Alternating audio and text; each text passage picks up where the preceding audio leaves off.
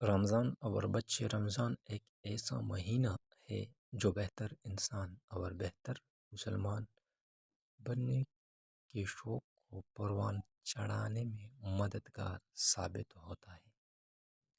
مسلمان کے لیے نئی جہتیں لے کر آتا ہے۔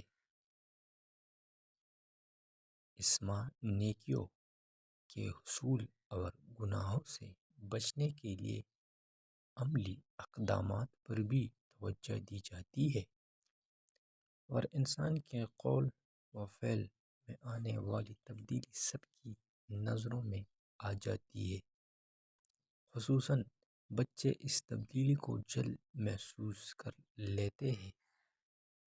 بچے کی فطرت ہے کہ وہ سوالات و مشاہدات کے ذریعے ہی ذہنی گروہوں کو کھولتے ہیں۔ کہا جاتا ہے کہ بچے کی سوال پر اس کی کردار سازی کرتے ہیں۔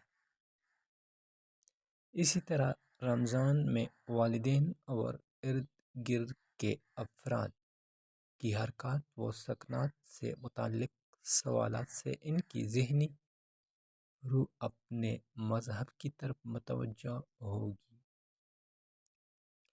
اور وہ اسلام کے ایک اچھے کارکن بننے کی راہ پر چل پڑیں گے۔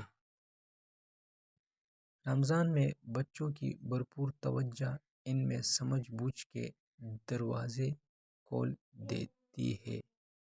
رمضان کا مہینہ آپ کی بچی کی تربیت کر رہا ہوتا ہے۔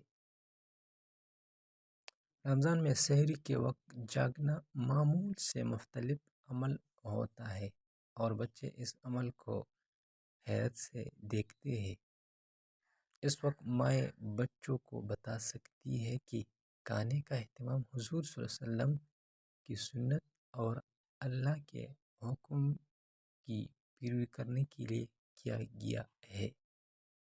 ایک خاص وقت میں کھانا مکمل کرنا اور غروب آفتاب تک کھانے پینے سے باز رہنا بچے میں برداشت کا مادہ پیدا کرتا ہے۔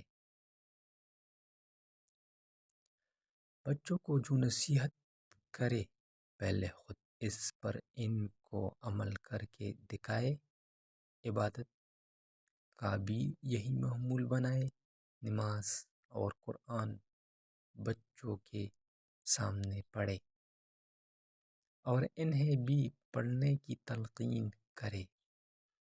بچے کو اپنے عمل سے عبادات کی طرف راغب کرے۔